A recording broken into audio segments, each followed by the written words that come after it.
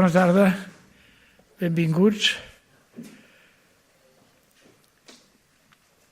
A veure, aquesta introducció meva d'avui, que sempre acostuma a ser una cosa bastant curta, seguirà sent curta, però té dos aspectes molt diferents. Un primer, que probablement no el sabeu, és que avui fa 24 anys que vàrem matar a l'Ernest Lluch. És a dir, avui fa 24 anys de l'assassinat de l'Ernest. I, per tant, m'agrada, doncs, ja que comencem aquest acte, un mes dels molts que fem al llarg de l'any, però aprofitar-lo per fer el record de l'Ernest, que estic segur que tots coincidiu en què val la pena que el fem. Per tant, aquest és un element que altres vegades no introdueixo, però que m'agradaria fer-ho d'entrada. La segona cosa, que aquesta ja és més normal, és agrair l'assistència, agrair tant els que esteu aquí com els que després a través d'internet veuran el col·loqui, i agrair d'una manera especial al Francisco i a l'Anna la seva acceptació i perquè crec que les coses de les que parlarem, de les que parlaran, són coses que ells les han viscut molt de la vora i per tant estic segur que serà un diàleg. Per tant, gràcies. Thank you. I'm sorry I cannot speak Greek. But okay. I la tercera és dir-vos molt clar que quan vam preparar aquest diàleg vam dir quines eren les polítiques que s'havien de fer per millorar la convivència, per millorar la cohesió social i tal. I dèiem, i com gestionar la incertesa que hi ha en aquest món sobre el que passarà. Això ho vam preparar fa més de 6 mesos i la paraula incertesa era la que millor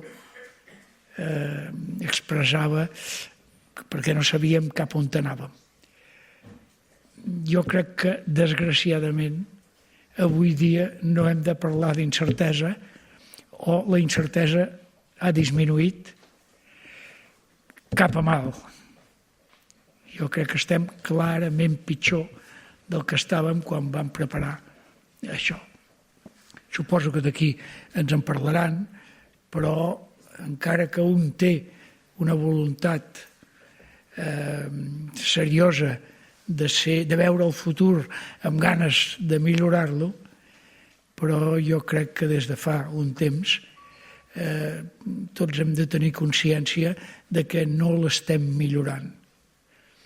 I sobretot no l'estem millorant perquè això és el que pensa, jo crec, una part molt important dels nostres conciutadans, que anem a pitjor, o tenen una por seriosa de que anem a pitjor. I mireu, ahir a la tarda que teníem una conversa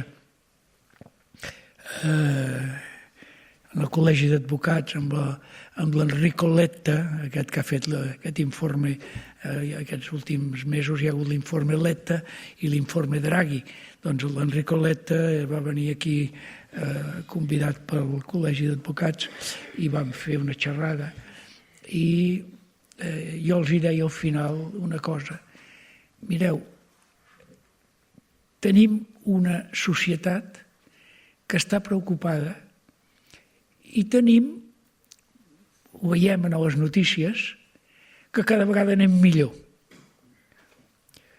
Per què? Perquè a part d'alguns països, per exemple Alemanya, clarament explica que va pitjor, perquè està en decreixement i estan dient que tancaran fàbriques i estan dient que d'allò.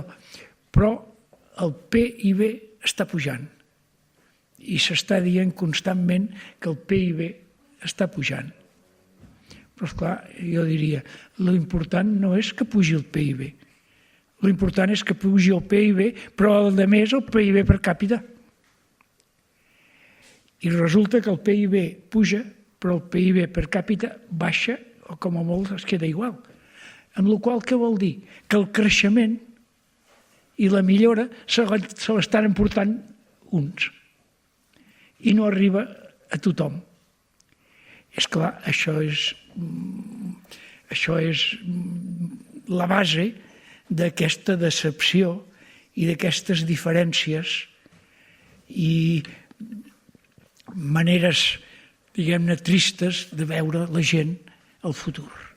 I d'alguna manera també és complicat i és desagradable que algunes o bastantes, diguem-ne, grups polítics, en comptes d'anar donant solucions i col·laboració per millorar-ho, ho aprofitin per augmentar el que en podríem dir una forta confrontació política, de vegades acceptable o comprensible, i tot plegat ens està fent un ambient social desagradable. Per tant, a veure si aquesta situació comença a millorar d'alguna manera i val la pena escoltar a gent que segurament té elements i experiència de com elements purament econòmics es poden fer servir per millorar índexs de tipus social i altres coses. Per tant, endavant, moltíssimes gràcies, thank you again, i muchas gracias, i a tots, ara el director general, el president soc jo, el director general de la Fundació farà la presentació dels dos dialogants. Gràcies.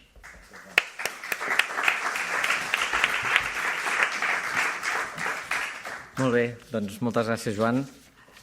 Moltes gràcies a tots els que ens acompanyeu avui i moltes gràcies al Pepe i a l'Anna, que ens ajudaran a parlar d'això, de com exactament parlàvem, per dir-ho exactament bé, llegim-ho, les polítiques públiques per blindar la cohesió social i la reducció de la desigualtat. I quan parlàvem d'això no era perquè sí, no els vam convidar perquè sí, sinó perquè són dues persones que estan molt, molt, molt a prop justament de la creació de política pública en l'àmbit de la protecció social i que tenen una visió tant des dels que han treballat en l'àmbit polític, també en l'àmbit de la investigació i també en l'àmbit de la gestió. I per tant són, diguem-ne, des de la perspectiva tan europea fins a la més local. I ens semblava que aquest recorregut personal de la seva biografia, tan present com passada, ens poden ajudar molt a donar-nos pistes de cap on anem i de quins poden ser els problemes, alguns dels quals esmentava ara el Joan Major. Amb nosaltres tenim, en primer lloc, l'Anna Diamantopoulou. Anna, thank you so much for joining us today. L'Anna és presidenta de Dictio, que és una xarxa per la reforma a Grècia i Europa, és un think tank de reflexió independent en temes com els que tractarem avui, però l'Anna té una llarga trajectòria de servei públic tant a Grècia com a les institucions europees. L'Anna va ser comissària europea d'Ocupació, Afers Socials i Igualtat d'Oportunitats i ha portat també diverses carteres importants als ministeris del govern grec, educació, recerca i tecnologia, formació, no m'extendré. Forma part de diferents think tanks de reflexió en l'àmbit europeu, és membre del Consell d'Administració de Friends of Europe, del Consell Europeu de Relacions Exteriors, del Comitè Científic de la Fundació d'Estudis dels Progressistes Europeus i forma part del Consell Assessor també del Fòrum Econòmic Delphi. ella té una formació que arrenca de l'enginyeria civil feta a Atenes, però va passar per la Harvard Kennedy School, la Liquan School of Public Policy de Singapur o la Robert Bosch Stiftung, per tant, un coneixement també acadèmic important. I ens interessa molt dir que va ser la presidenta d'un high-level group sobre the future of social protection and welfare state a la Unió Europea, que li va encarregar a la Unió Europea, i ella va ser la presidenta d'aquest grup de reflexió que va presentar el 2023 justament per garantir de quines serien les maneres per poder garantir un estat del benestar europeu que pot estar en risc. I tota la situació, la realitat geopolítica que estem veient últimament encara provoca una certa major intranquil·litat. Esperem sortir d'aquí amb algunes pistes de, no diré d'alegria, però sí de més d'optimisme. Amb l'Anna Diamantopoulou tenim el José Fernández de Albertos. José, muchas gracias por venir porque sabemos que vives en un imposible. El Pepe Fernández de Albertos, que ha sigut director del Departament de Polítiques Públiques del gabinet del president del govern d'Espanya actual i que, a més ara, porta també tot l'element de política nacional i, per tant, entendreu els maldecaps que ha tingut últimament. Ha fet un forat perquè s'havia compromès a venir, per tant, li agraïm molt que ho faci. El Pepe és politòleg, és llicenciat, màster en ciència política i se'n va anar als Estats Units a la Universitat de Harvard, on va fer el doctorat, és doctor per Harvard. Els seus àmbits d'investigació són l'economia política comparada, l'economia política internacional, i ell, de fet, el que és investigador, és científic titular de l'Institut de Polítiques i Béns Públics del Consell Superior d'Investigacions Científiques, del CSIC, on va estar fins al 2020, i després el van cridar per dir tot això que dius que s'ha de fer, per què no vens a fer-ho? I quan et diuen això, doncs no pots dir que no, i ell no va dir que no, i se'n va anar a fer d'assessor del gabinet del Ministeri d'Inclusió, Seguretat Social i Migracions. Després va ser director general d'Ordenació de la Seguretat Social. Va ser, com us he dit, director del Departament de Polítiques Públiques del gabinet de Sánchez del govern d'Espanya i en aquests moments també porta tots els elements de política nacional. Per tant, tenim a dues persones que des de posicions diferents han arribat al mateix punt, que és aconseguir parlar de com la cohesió social és un element fonamental i quin tipus de polítiques són les necessàries. Per tant, recordeu, això és un diàleg, recordeu que podreu fer preguntes, que es recolliran 10 minuts abans més o menys que acabi el diàleg, però que ara la cosa ja és seva, el que hem vingut és escoltar-los amb ells. Anna, Pepe, moltes gràcies. The floor is yours. Endavant. Gràcies, Ferriol, gràcies a tots, gràcies a la Fundació. I will speak in English to make the conversation with Anna more fluent, I guess. The first point that I would like to address is to challenge, in a way, the point made by Johan at the beginning of the presentation. This idea that we are in a moment in which all the indicators, I'm exaggerating probably, caricaturizing a little bit this view, but all the indicators that we have been concerned about in terms of social cohesion, inequality, redistribution, etc., are moving in the wrong direction for 20, 30 years. And we are now, and this is probably the cause of this sense of uncertainty that is the name of this series, and this political turmoil that we are witnessing both in America but also in Europe, but this sense of political disattachment that we feel in the public everywhere. And I will start by pointing out that in the current crisis, in the latest period, we all countries, at least all advanced countries, faced a shock that haven't experienced before in terms of total collapse of economic activity due to the impact of the sanitary measures against COVID, a total collapse in economic activity, a collapse in economic activity that, according to what we could have expected given our previous performance in previous crises, would have driven a huge crisis in terms of employment and a long term of recovery. given the fact that this shock was affecting mostly low-income households, that would be a shock that would have increased inequality, given that high-income people would be able to telework, would have been protected by better social protection policies, etc., that precarious workers or people that would have been working in services or with the public. Then after that shock and after the recovery, we faced a new shock associated, an inflationary shock that was totally unseen in the latest at least 2-3 decades in Europe, caused by the Putin war on Ukraine. A shock that also was expected to have egalitarian consequences, because the households that would have been hit by this surge in inflation, particularly in food and energy prices, would have been particularly low-income households. And yet, when we look at the data, after these two big shocks, completely unexpected, major, huge in terms of magnitude, when we look at today at the numbers, our societies are now slightly more equal than before the crisis. New policies have been put in place. In Spain, for instance, this incorporation to the social protection toolkit of job protection schemes, a policy that was widely used in the rest of Europe, has been put in place. As a result of that, now we are equipped with a better policy to sort of navigate through crisis. Now, for instance, as we speak, 2,000 Valencian firms have been resorting to these job protection schemes in order not to fire workers as a result of the floods 1 month ago.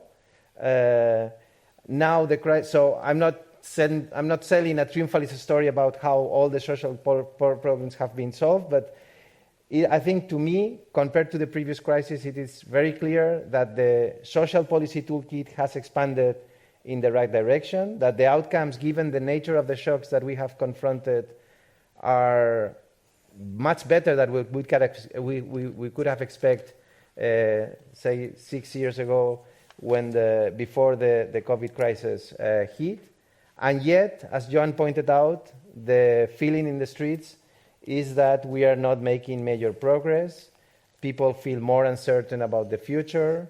The perception about social cohesion is eroded, and new parties on the extremes are still growing, and the public conversation is being hijacked by people that have major objections to the functioning of the system. And the question is why that is. So, Anna, why do you think that is? That's an easy question. First of all, thank you very much for this invitation. It's a honor and a pleasure for me. And I think that the whole way you have constructed the discussion and you have put in the framework of democracy is very, very important, because this is what happens today. There is democracy is in doubt for first time after the war.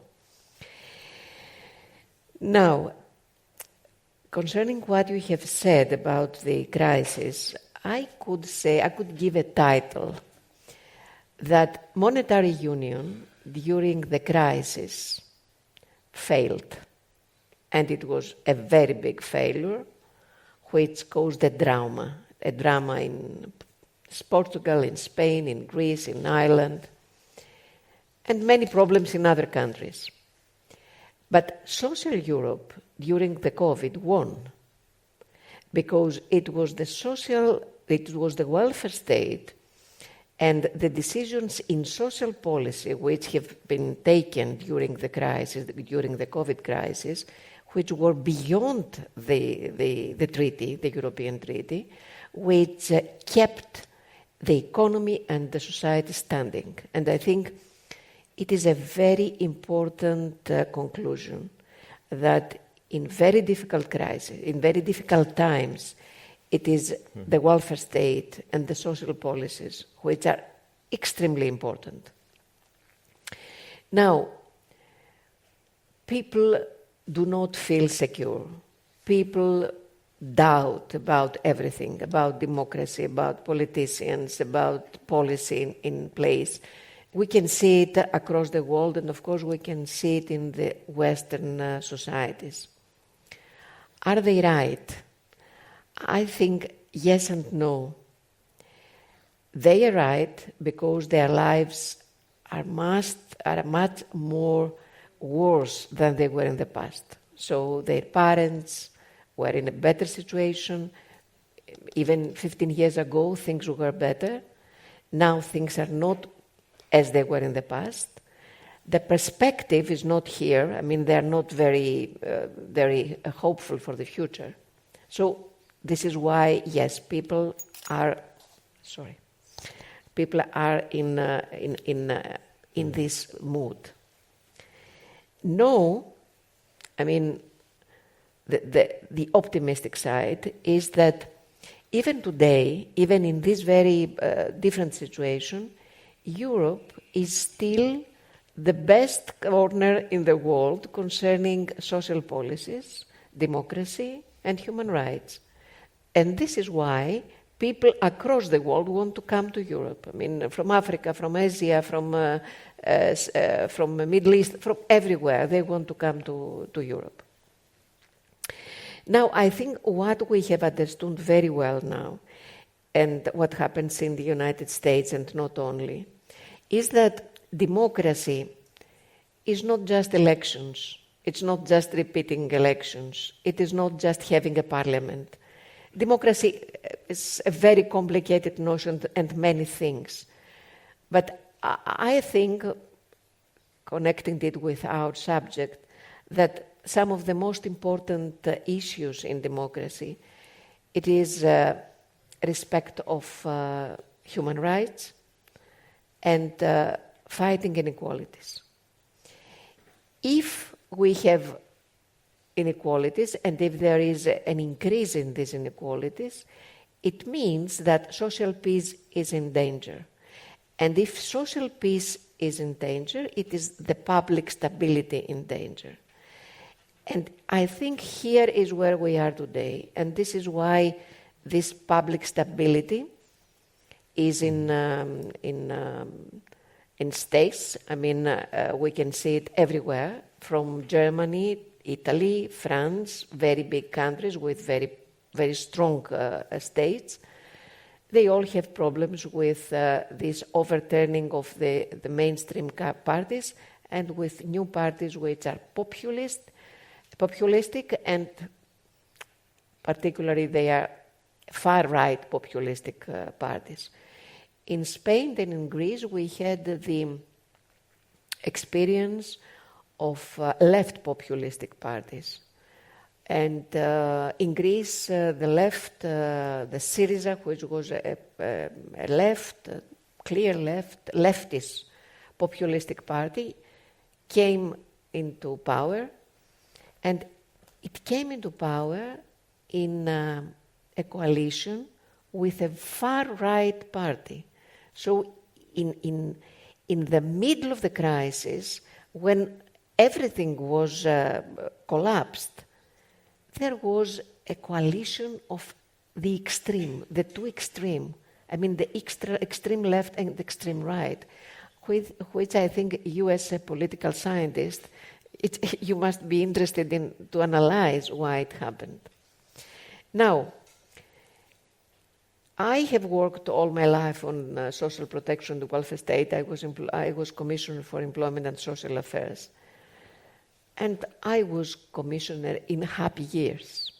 I mean, the majority of commissioners were social democrats at that time. And now, in 27 commissioners, there are only 4 who are social democrats or socialists. And what I would like I would like all of us to think is that when the European welfare state was established after the Second World War, let's just think the environment. It was peace, it was economic growth, it was political stability, big parties, concrete parties, borders, I mean very confirmed borders. the parties, the governments, the Social Democrats particularly, could have their own policies, their own industrial policies, because globalization in the form it is today was not there. And what is the situation today?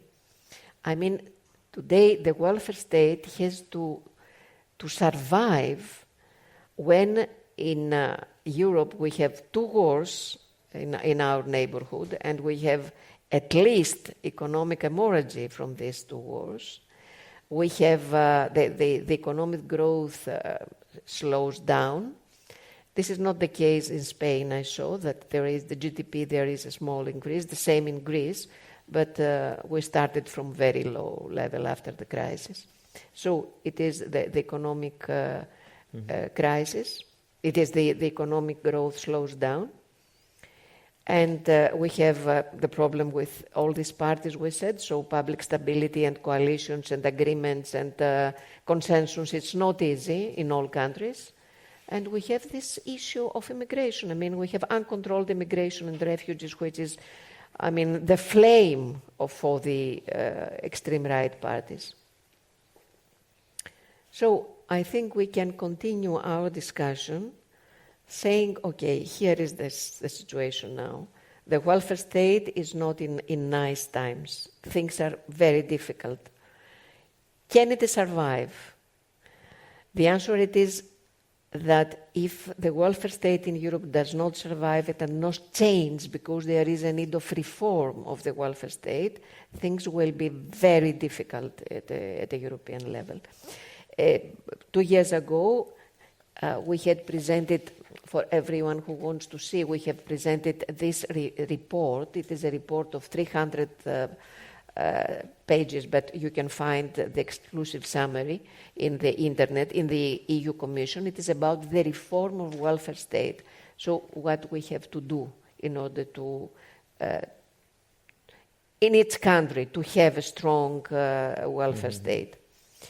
So I think that bringing back it to Spain, and when I speak to Spain, I could speak about Greece as well.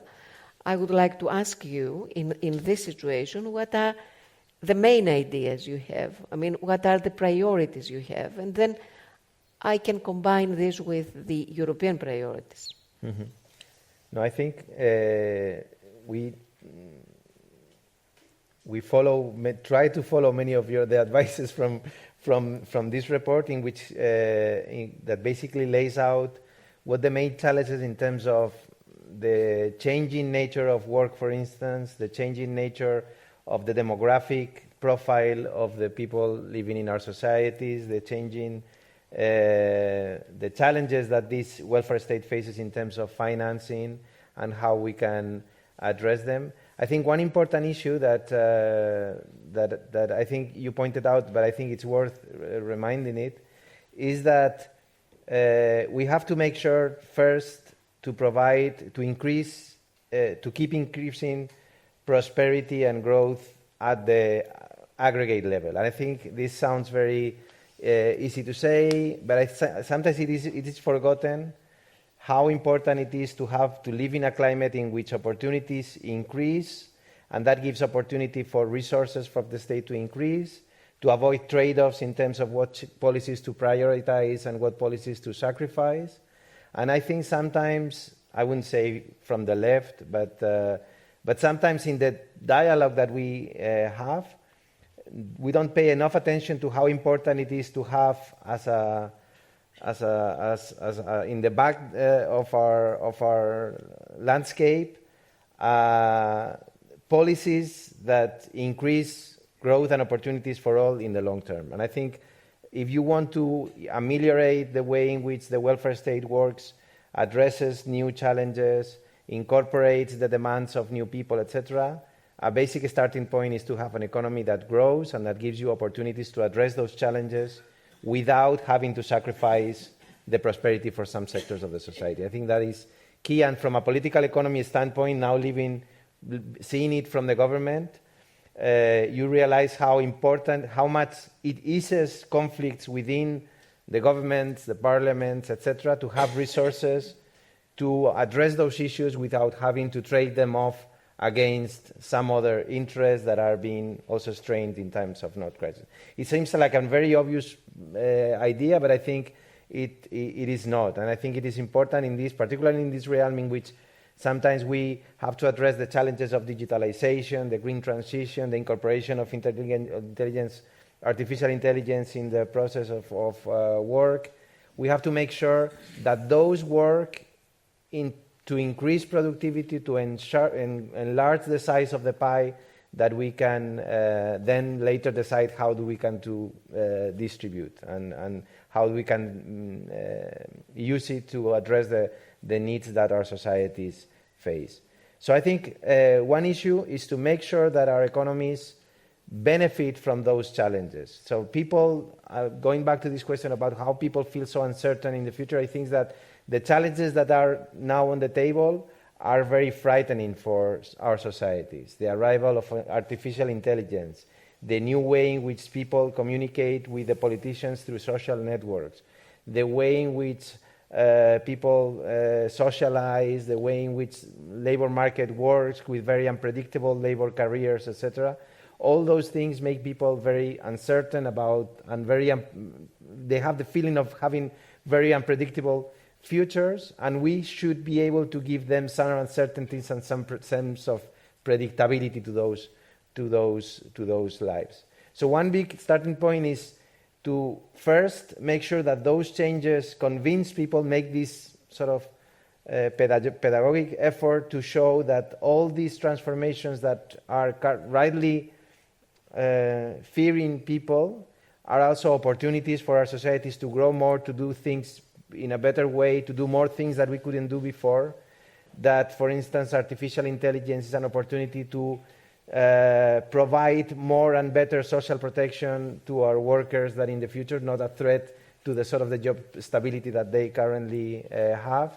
To make sure that and that is something, this sounds very sort of utopical, but when looking to another one of these mega trends, that is the green transition, we always say as a sort of a motto that Spain should embrace the green transition even without a climate emergency, that it's something that it benefits us, it makes our economy more competitive internationally, our energy cheaper, our industry more modernized and able to incorporate new technologies.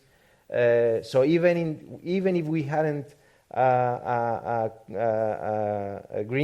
climate emergency, we should be pushing for the policies for the green transition, even for pure self-interest. And that is something that, when you look at the data for how people see the green transition and this trade-off between making sacrifices today for sort of undefined benefit in the future, Spain is one of the countries in which people really like the green transition. This green backlash that you observe in Germany or in Central Europe, now even in the US sometimes.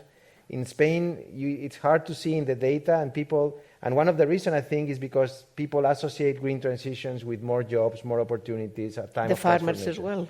And the farmers, I wouldn't say, with some aspects of the green transition, it is very difficult for them to advocate a policy against the green transition. Of course, there are issues of the green transition, of the cost of fuel, etc. It's something that concerns them. But I think there are opportunities that are out there, and I think that those are important in order to sell them not as something that we have to do in order to adapt to a world in which is uncertain, also as a way of providing more opportunities and growth to people. Mm-hmm. So I think that is something. And then the other thing is of course, I could tell you about the minimum income scheme, the progressive taxation ideas that the government has, the sort of the labor market reform that we implemented in order to sort of reduce precariousness in the labor market. But I think one important element of all these policies, and I think one way of putting them all together in the same umbrella, is making sure that some of the tailwinds that we have today, which is an idea that I would also to point out that it's not often in the public debate. The tailwinds is that a labor market that is much more tightened than it was in the past. That is, now we have firms looking after workers rather than workers looking for firms. And I think that is something that we have to take advantage for in terms of social policies. We have to take the opportunity to increase social protection, increase minimum wages to the point in which they don't have major costs in terms of employment, because this tight labor market that we have today, that we have never had in the latest 40 years, give us this opportunity. And then expand the policy toolkit. I think this is something that is sometimes not emphasized enough. The idea that we have to give more tools for politicians and for policymakers to address issues from what they had in the past. And this is important not only because it offers them opportunities to avoid the necessary trade-offs that you face when you are in policy making, but also to address the new needs that the society has. In this digital transformation, now the kind of needs that people have when their labor trajectories is changing jobs and places 6 months after another is completely different from the labor market when people have the same work from when they were 18 till retirement. I think... sorry. No, it is exactly what, if we bring all together what you have said now, there are 4 megatrends, and they are everywhere. And these megatrends have an impact to welfare state, but at the same time, they can play a positive role. What I mean by that? Digitalization. We know that everything is changing. I mean, e-commerce, agricultural sector, new ways of organizing companies, labor market, big changes in that you have already said about this. At the same time, I mean, Spain is a best case. You have decided, you have made all this matching of the financial situation and the social situation of people, so you can finance the weakest people. It is something that we haven't done it in Greece, so we don't know who to give money because we have not this matching. But this is something that AI and digitalization can support. On the other side, taxation, a big issue, because the digitalized companies and the high-tech companies across the world have created huge problems because they produce in one country, they sell, they trade in another country, the basis is in another country. So it is so important, and OECD has decided to have at least 15% of their budget in its country.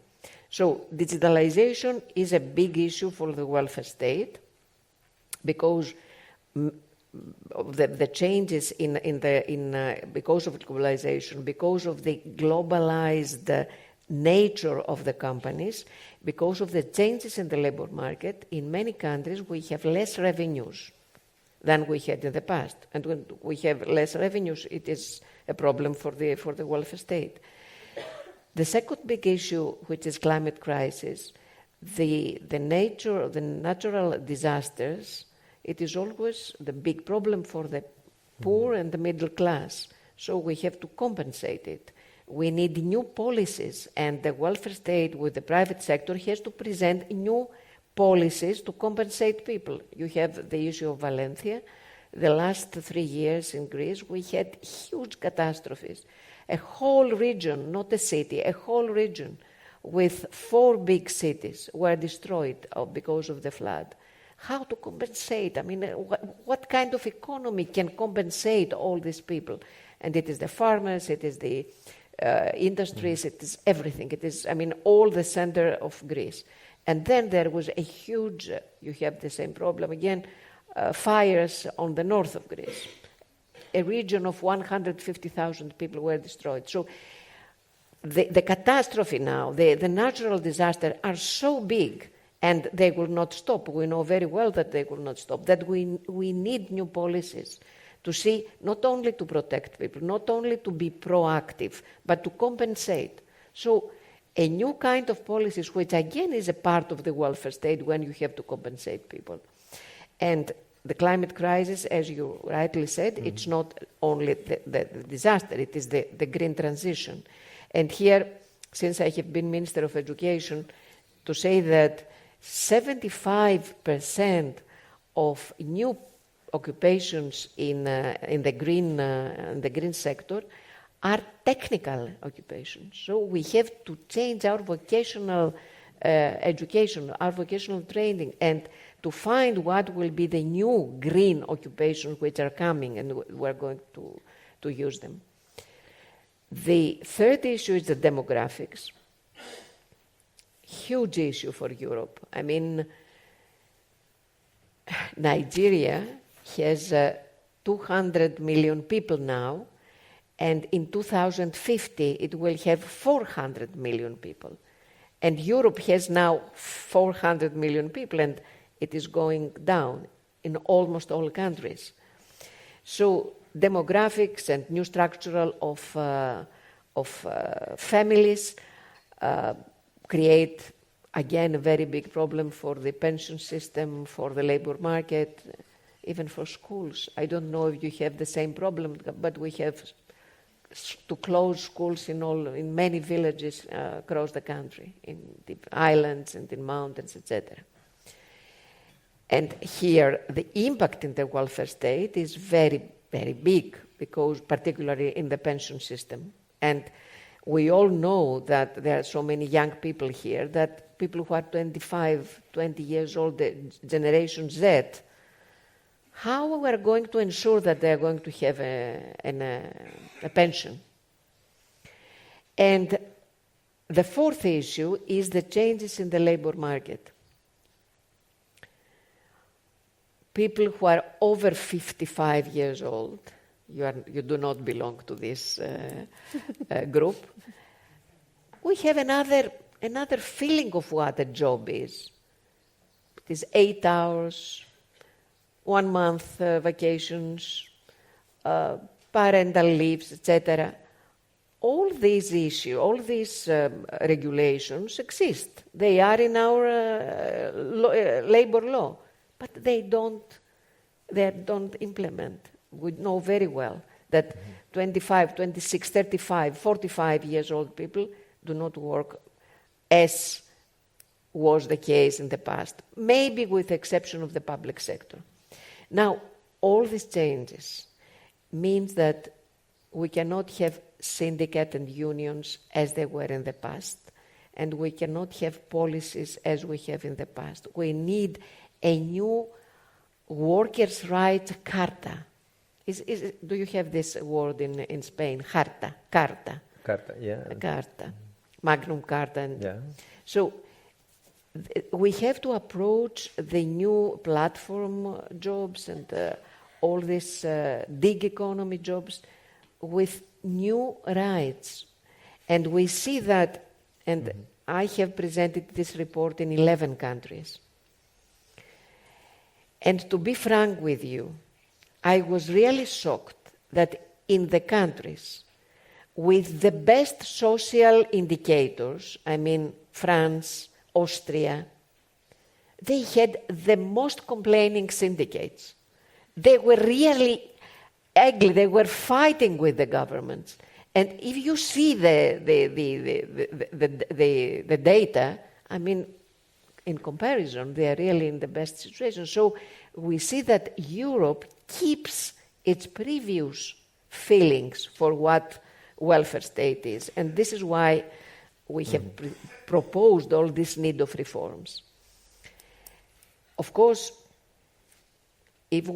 now we have to see what to do. Okay, these are the problems, what to do.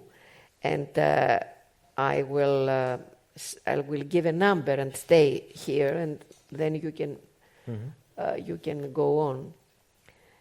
In Europe, the European Union was always very, very proud of the welfare state. I mean, it was the diamond on the crown of European Union.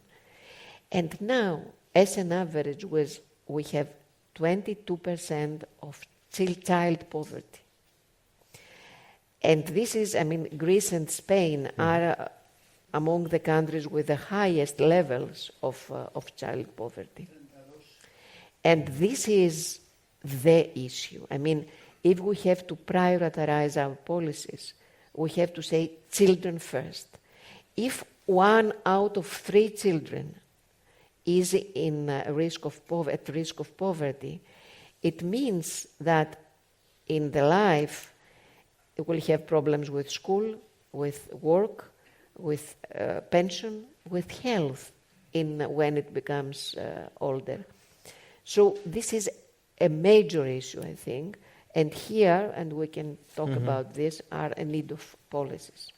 I totally agree on this issue of prioritizing particular issues which have to do with the changing nature of our demographics, but also with the legacy of the priorities of the welfare state of the past that is not addressing some of the problems that are arising, for instance, child poverty, and probably over-addressing other issues in other social policy areas. So I completely agree with that. But let me say something about the role of what is the best way of conducting these reforms and addressing those challenges out there. And I think there are two sides, of course, as always, on this issue. On the one hand, the more free you are in order to design the policies that you want to implement in order to address this the less constraints you might want to have, the better able you would be to address in a more radical and revolutionary ways the things that we feel that our societies need. And I think that is true. But I think our experience tells us that you have to be very cautious with that strategy, because at the end of the day, the time horizons of our politicians today are very short, which is probably good for my life, but which makes that these big changes that are structural in nature will have to be implemented by different governments of different kinds, under different economic scenarios, etc. And if that is the case, you want to make sure that those reforms and those changes are in a way agreed upon by a large cross-section of your society.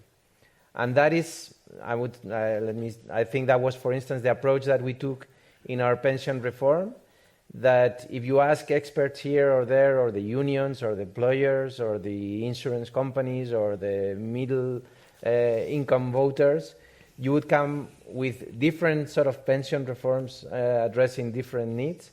But I think it was important for us to make sure that the basic principles of the systems were agreed by what we call in Spain the Toledo Pact, which is a sort of a commission within the parliament in which all parties are represented, so that there was a consensus among all parties from left to right on what are the principles of that regime would be. And then we took the negotiations to the social dialogue with employers and unions. Then we negotiated the reforms with the European Commission because we wanted to be a part of the recovery plan in exchange for the next gen funds. So we incorporated a lot of stakeholders on the process in a way of making sure that the reform would last in the future. And I was part of that process. So I'm a big defender, of course, of that reform. But I'm sure that there's many ways in which that reform can be improved and ameliorated. But one important aspect of the reform is that it gave everyone a say in the process, and it gives the sort of the reform also escape valves, so that when the data comes and the situation needs reforms, the agreed reforms also can incorporate the needs.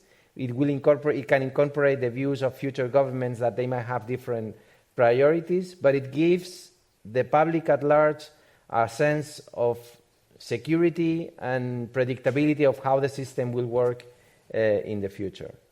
And I think that is important in a way because predictability is, I think, what people, out there needs in terms of this world we don't really understand. And this is something that is difficult to provide, but I think it is important to bring all actors on board so that we are moving together as a society in this very polarized and divided society.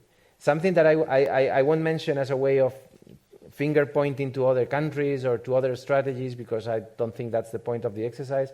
But I think when we look back and we look to the most sort of technocratic attempts to address those issues in this latest, in the last decade, I think the results are not much promising. That this idea of incorporating the stakeholders that have to be, in a way, agreed on board on these reforms. When you look at the French outcomes after major reforms, I might agree on the design and the right approach that they have undertaken in many of those reforms.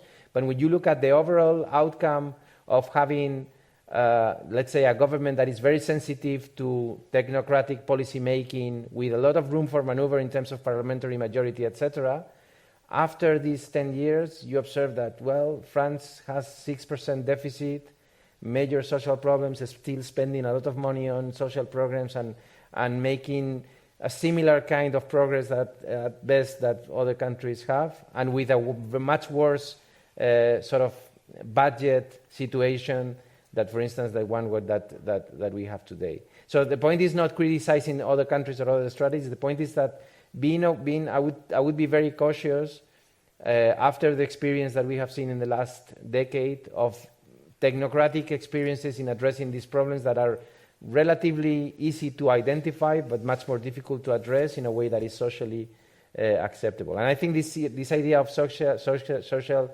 acceptability is crucial in a way of in addressing all the challenges that you were pointing out. This demographic challenge. How do we make sure that the pension system still have the resources when fertility rates are the way they are?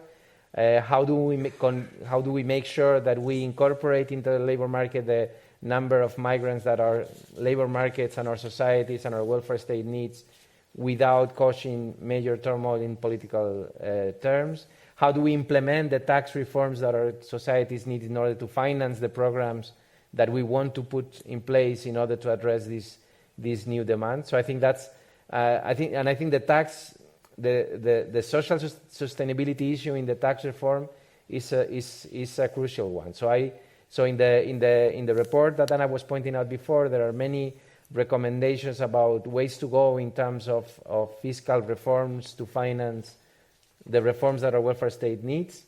I would ask you what thinking in terms of of social acceptability, which are the ones that are more promising from the ones that you analyze in that report? Which are the ones that, even if they are more interesting in terms of raising a lot of revenues on causing minor problems, are politically difficult to sell?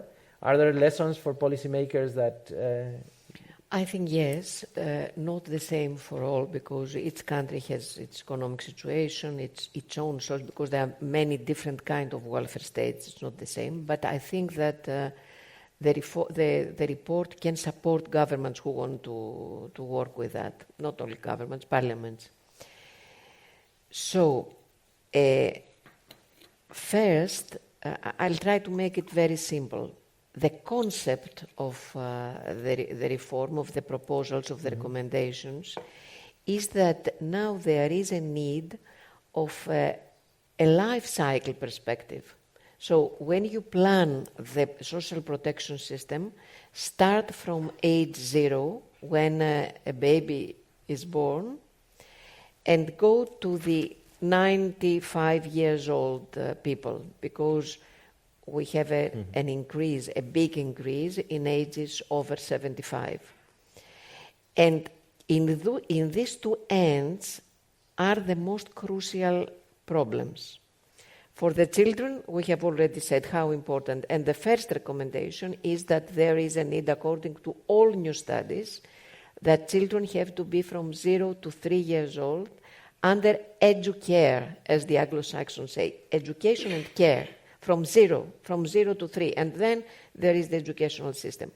But when we go to the other end, things have become extremely difficult. think that there are 55 million people in Europe with dementia and Alzheimer. And it is increasing day by day. And who is taking care of these people?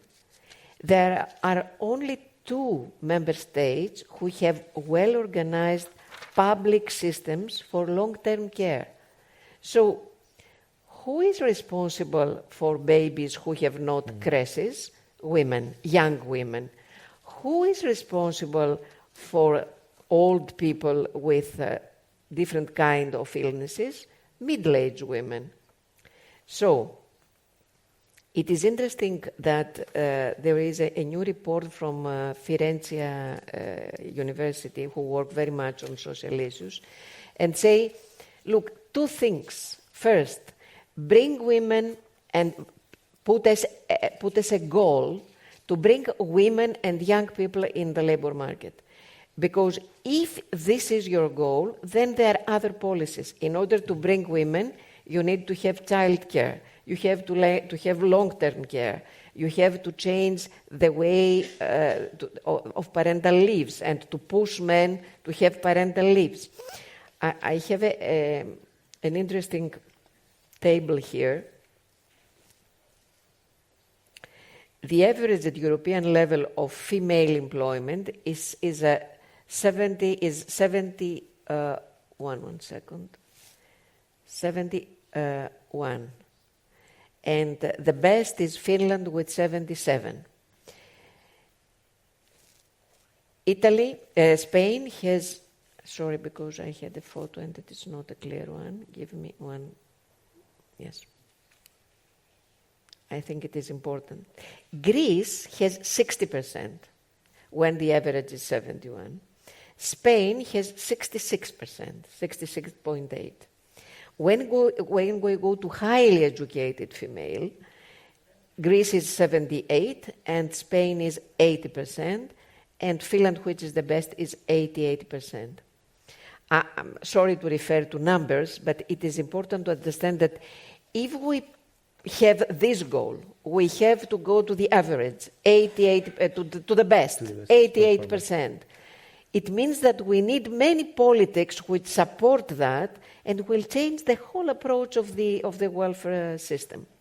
And the second important thing is the training. It is lifelong training and the skills issue.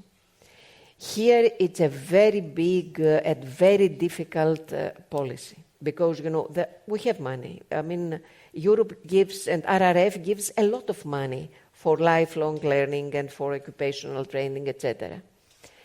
But what we knew very well was our public educational system. We don't have the experience to change completely and all the time the programs, the schedules, the programs of the lifelong learning. And this is why, in the majority of member states, the results of lifelong learning are not good enough. So we have a high level of people where the new demanded skills are not the ones we need. So again, I think we have it here. No, I have to go again. But again, adults with well-rounded skills for 2024, the Finland, again, which is the first, it is only 39%, and Greece, it's 9.3%. For Spain, I couldn't find the number. But think that in 2024 in Europe, the skills for adults, the basic skills that needed for the new jobs, it is only 39% in the best country. So here it's a big issue because digitalization, climate crisis, and demographics, which change the labor market, need new kind of skills. And here I have written a book 2 years ago, and the title is Aristoteles and AI. which means that in schools, on the one side, we have to give digital skills to children. At the same time, we have to work on humanistic studies and to change our curricula, the curricula in school, and combine digital skills and Aristotle. That's why I said that, because otherwise, how can the human beings occupy the machines if they don't develop the human capabilities? So, to make very clear the answer, I think bring women and young people in the labor market as much as possible with concrete goals, and focus on training, or focus on continuous training up to 75 years old, from 0 to 75 years old. And I think these two issues, if there are concrete goals, bring changes to the whole system. Completely. No, this is the point that I was trying to refer to when I mentioned this idea of trying to build on the tailwinds of a tight labor market, which is something that we can sort of seize upon in order to do what you were mentioning. Like, we need more women, more young workers, more the skill, reducing the skill mismatch between workers and firms with tools that we probably don't have. We have developed a new vocational training law, and we have expanded. I mean, the numbers are very promising in terms of expanding the vocational training in Spain, incorporating vocational training skills in the firms. A big challenge that we have is how to make sure that firms, we are still a country of very small and medium firms, that for them it's very costly to have to invest in the infrastructure needed to train people structurally as part of the activities of the firm. And that is a challenge, and that we are sort of trying to put that as a priority, because that's what you're pointing at is completely right. Those are changes that are structural in nature and not easy to obtain easy results in the long run. But I think, again, in this optimistic view that I want to sell, I would like to emphasize that, for instance, even if there is these uncertainties and fears about the labor market and this sense that every one of us will be out of work because the arrival of the robots and the machines, etc., we are speaking at a point in which occupation rates are at an all-time high in all over Europe, particularly in Spain for sure, but all over Europe, occupation rates have never been higher than today. There are more women. If you look at, for instance, the change in occupation rates across ages in Spain in the last decade, you observe a massive increase in occupation rates for young workers. Of course, we are coming from a situation that was completely dysfunctional and with very low participation rates for young people, but we are making the numbers are increasing in that particular age range, and particularly in old age workers. Like, if you look at workers over 55, then you look at massive numbers of occupation rates increase, and that has to do with probably the pension reforms that slightly increase the retirement age, that give incentives for people to retire later rather than early, etc. That would, in a way, address some of the challenges that we need. But it is true that sort of taking, I think the good news, I think, is that given that we are, for demographic reasons, we will be living in decades with very tight labor markets, in which I believe that the structural employment problem will become sort of marginal in Spain, but also in all our societies. We are already seeing something of that. We have to take advantage to make sure that all the benefits of having a tight labor market, incorporating women, making sure that people work in the kind of firms in which their skills are useful, are provided in the best way. So I would like to come back to the issue of financing, of how we can we have just approved today a fiscal package that doesn't address for sure all the issues that are on the table. But in a way, emphasis sort of illustrates how sometimes difficult it is from a social acceptability point of view to make sure that the welfare state that we want has the resources, the sufficient resources to address the needs. And I would like to point out the two issues. I think on one hand, when looking from at the sort of policy, when you look at the experts, or you look at the OECD, or you talk to the people at the Commission, for instance, I think the consensus has moved to a right direction. So there is greater concern about we have to have enough resources. There is this concern of digital firms. How do we make sure that taxation is fair in the face of these new challenges, etc.? I think the challenge today is how do we win elections by sort of offering to the people the kind of tax policies that our welfare state needs. And I don't know if this is an issue of the new types of, as I was mentioning before, the new ways in which people relate with the political system through the social media, the new role of new political entrepreneurs sort of pushing these issues in the agenda that didn't exist in the past? Or is it the case that the public being very divided in terms of their needs that they face? This is something that I would like to point out from a sort of social scientist perspective, the fact that the kind of needs that we are addressing are very targeted and much more targeted than in the past, given the fact that the needs of a self-employed that works from the Canary Islands programming for a Finnish firm in computing is very different from the needs of a family that has to raise 3 kids and take them out of poverty in the outskirts of Madrid, or etc. The kind of policies that we offer to them are very different.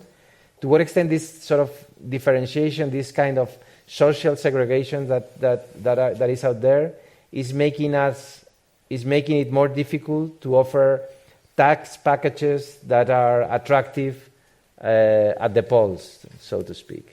So I don't know if, and I think I don't have an answer to these questions, but I think my suggestion would be to think to new tax tools. Some of them are mentioned in your report, but maybe we have to be even more imaginative than that. Tax tools that are attractive for the public, but because they are not interfering their sort of mindset about what the state is able to do or not to do in their lives, but that give the state the resources that we need to sustain the policies that we want to implement. There is a saying in Greek, we call it leftodendro, which means euro tree. So it is a tree who produces euros. So it is in the public debate when the opposition always wants things that you cannot offer. So your question, if we have enough resources, no, we don't. And I think there is not even one country now in Europe that has enough resources. In the past, France or Germany were very generous with their welfare state. Now they cannot. So, concerning each country, each state, each member state, I think what I said, there is a need to have priorities, first, and second, to decide where to focus. Exactly what you said now. People do not have the same needs. So we're in a situation with more and new needs that we didn't have many years ago. But concerning the European Union, I mean, can the European Commission, can the European Union, the European Council decide for new issues? I will give you a very interesting example. When Bulgaria became member of the European Union, you know that we have common borders with Bulgaria, Greece and Bulgaria. In 6 months, 55,000 from the region which is on the borders with Bulgaria left Greece and went to Sofia. In 6 months. Because there was such a difference in the taxation between the two countries, but that it was obvious and normal for a company to leave and to go 50 kilometers after the borders and have a totally different taxation system.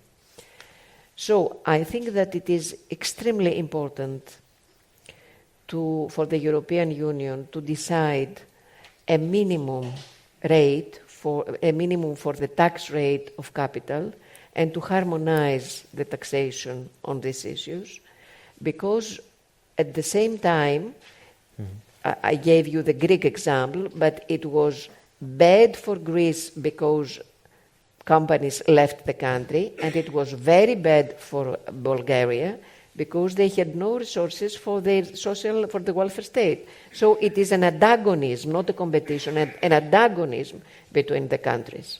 So this is the first thing, and this is our first recommendation on financing. And the second issue, we proposed a golden rule, which means that the monetary union allows a member state to borrow money over the debt limit if it has to do with concrete social investment. For example, we can agree that if we have social investment, social infrastructure for children, this can be excluded from the budget, from the deficit. So just to give to allow the governments to breathe in social issues, because as you have already said, the benefits of the social investment are long-term benefits. So for the government it is a cost, and it will not have the benefit during the term of office. So it is very difficult to have this kind of decisions. I agree. This is a very important point, this idea of the golden rule of incorporating the social investment into the sort of the economic governance of the system, so that governments are, on the one hand, incentivized to spend on social investment issues.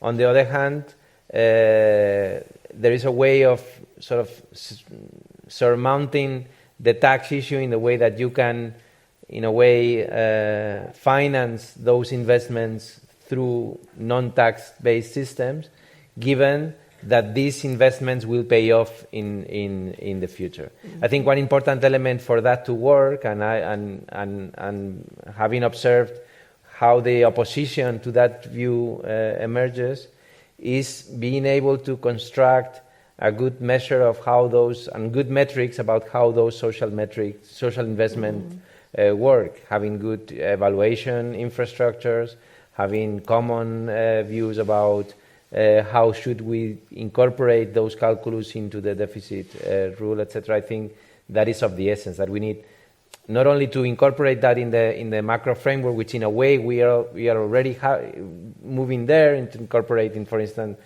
social concerns in the European semesters, etc. All this agenda is has to be put forward. But this idea of social investment, I think it will be even more fruitful if we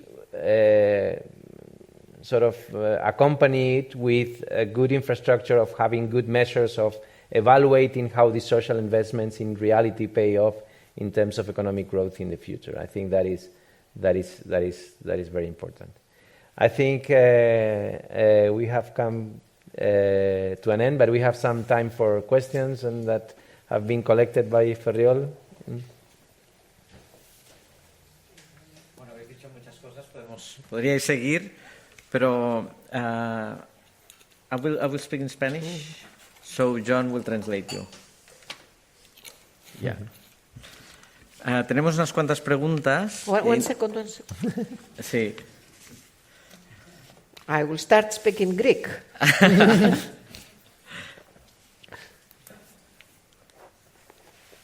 Yes, I can hear you. Thank you. Okay, perfect then. He intentado agrupar algunas, os haré dos grandes bloques de preguntas. Una primera nos hablan en términos más generales, pero tiene que ver con los elementos de desigualdad creciente y la posibilidad de la redistribución, ¿no? Nos dicen, ¿no creen que la democracia, por su naturaleza, es incompatible con una desigualdad creciente? ¿Y cómo lidiar con ello? La otra que nos dicen es, en el 89 Gorbachev dijo, ens trobareu a faltar, ¿no? ¿Por qué? Porque había una renuncia de la riqueza por parte de las élites para repartir porque había el miedo, ¿no? Había el miedo a un comunismo y tal. Dice, es necesario que las élites financieras y tecnológicas vuelvan a sentir miedo para repartir mejor la riqueza, y ahí viene el elemento de redistribución, ¿no? Realmente el debate en sí es la redistribución es la clave de todo esto, y el tema es si las políticas públicas pueden con la redistribución llegar a todo el mundo o se ha llegado a un tope, si a través de los impuestos y la redistribución de los impuestos se ha llegado ya a un tope y tenemos que empezar no tanto en redistribuir sino en predistribuir, por ejemplo, ¿no? Y si estas políticas son útiles o no son útiles. Y esto, además, añaden a esto el hecho de que estamos en un planeta finito, con recursos finitos y que están llegando posiblemente a un final.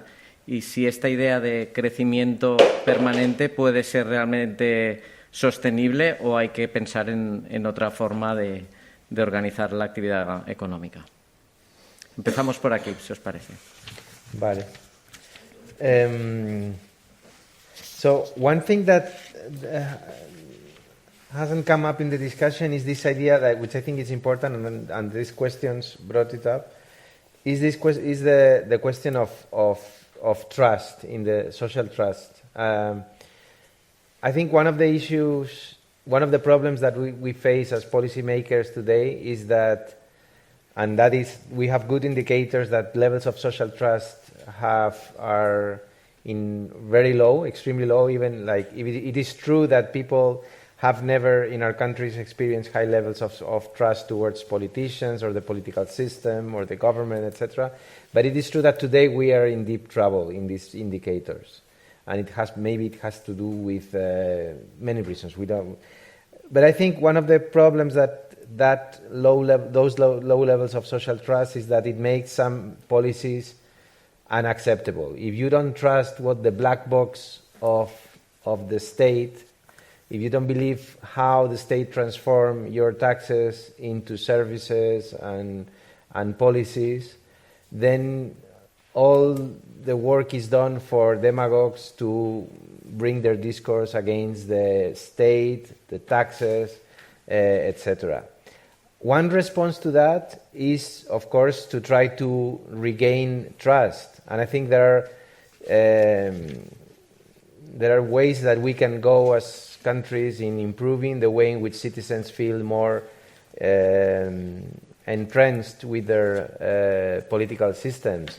By giving them more opportunities to participate through alternative channels from the vote. And I think some of the examples, for instance, I know that the jury is still out about the outcomes of these direct democracy experiences in this latest period. But I think there are some promising ways in which, if you bring people to debate and deliberate around issues that are difficult to come up with conclusions, there are ways in which people can feel that their voice is being heard. We can try to make sure that, for instance, the way in which people are organized around organizations truly represent the way in which people feel, and maybe we have to move away from the way in which people interests were to be represented and to find new ways in which people interests are being represented by organizations and making sure that the voice of those organizations is being heard. So I'm sure there are plenty of things that we can do to improve the quality of our democracy so that these low levels of social trust can be improved. But I think an alternative way, probably a more realistic one in the short run, is to try to enact policies that in a way, by design, surmount this problem of low level of social trust in the black box of the state. So if our policies become too complicated, too difficult to understand for people, too sort of distant from when they are implemented than from when the results are being felt by the public, then all these problems of social trust are very evident, and all those problems will be much more difficult to be implemented. And then maybe we have to move to other kind of policies that are more direct, more understandable for people, and more sort of visible for the public. And I'm thinking, for instance, now why the attractiveness, for instance, of minimum wage regulation in the latest periods, that not only in Spain, but in the US, for instance, but all over Europe, the debate over minimum wages is appealing because it addresses real issues, but also I think one important element is that it's a policy that is very easily understandable by the public.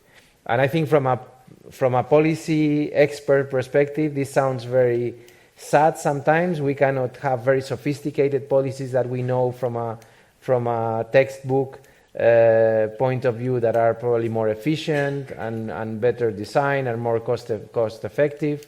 And we have to move to more blunt and more aggressive policies that are more visible. But that is something that probably we will have to address, and I think we have to be more accepting of those kind of policies given the social environment in which these policies are being implemented. And I think the debate of predistribution also talks to that issue in the way that many of these predistribution measures are particularly attractive because politically are more easy to be embraced by the public than the redistribution policies that are, for the reasons that you mentioned, that the people mentioned, are more difficult to be adopted or supported by the people, because this black box of policies are more difficult. And then I leave you the other one. I'm not sure that I can answer, because there is all this decline in trust, and I wish and I hope that there will not be a collective catastrophe, a war or something else, which will regenerate again the political system and will start from the beginning, because this was the case before the Second World War, and this was the case before the First World War. But I think what it is different now than it was 15, 20 years ago, it is not only the increase of inequalities. There are new issues now. There is the cultural issue, the identity issue, the security issue against the others. So again, what has happened in the United States, it has not come to Europe, but you never know. So it has become, inequalities is now a more general issue than just income inequalities. I mean, there are people who believe that migrants have too many rights. Migrants believe that they don't have the rights they have.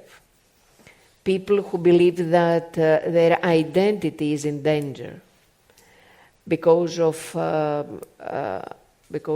LGBT decisions about refugees, about people with different religion. So I think it has become very complicated, and political parties, the mainstream political parties, have not given answers, and this agenda has been grabbed by the populistic parties. So the question is totally right. If we have inequality, any kind of inequalities and any kind of issues of human rights, then democracy is in danger. How can we react to that? I think that the only answer to our continent is more Europe.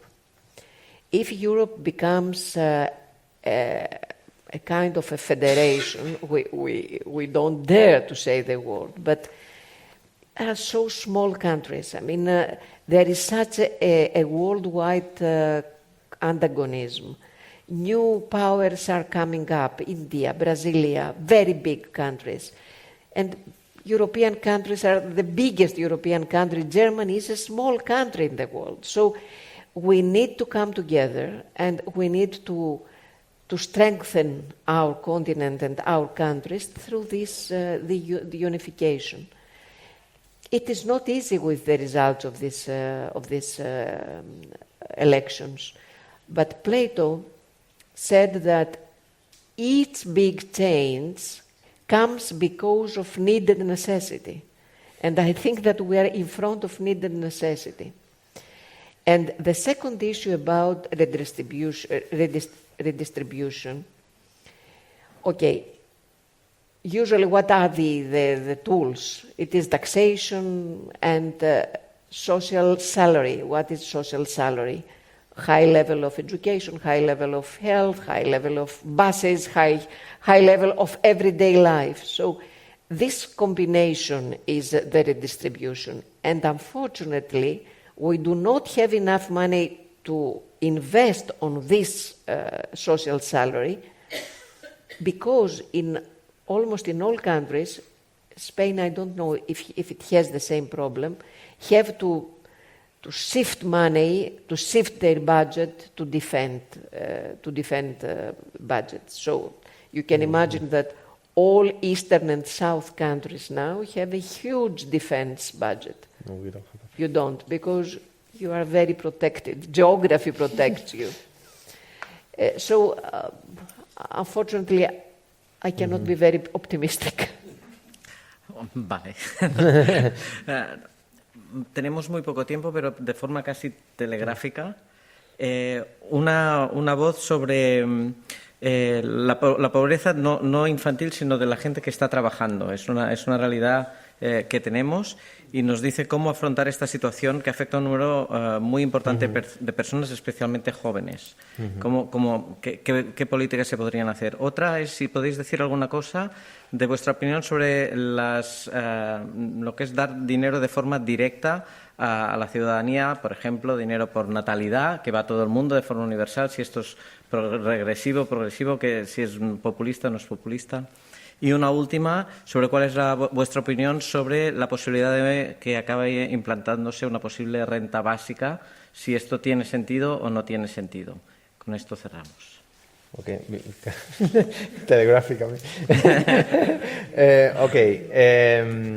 So on the debate, universalism versus targeted policy. So I think this is so one element that this also refers to this basic income issue. I think one element that has been overemphasized in the debate, and I think it's important to put it like the way that it merits, is that the administrative cost on implementing policies that are targeted is huge compared to the universalist one. I think this is, of course, in a way true, but this is an argument that is, compared to the other ones, of a very minor dimension, that the amount of money that you save by not calculating the amount of money that you deserve given the tax return that you paid last year is minimum compared to the sort of the magnitudes that we are discussing when we're debating whether one policy or the other. So the basic point is that I wouldn't use the use of administrative cost of targeted policies as a good argument to defend universalist policies. That's one element. Now, I think it depends on the issue, and I think most policies, when you look, for instance, at the pension system, so the pension system is universalistic or targeted. So in a way, it is true that not all pensioners earn the same pension, but it is also true that the pension system has a lot of elements that make it progressive, and it has a lot of elements that make it very redistributive. So minimum pensions, the cap on high pensions, the amount of the calculus of the initial pension depending on the labor career. So there's a lot of elements that make it sort of redistributive in a way, and in a way more universal, so that everyone has a dignified pension when at old age. But it is true that there is some element of I will give you something depending on your contributions in your career.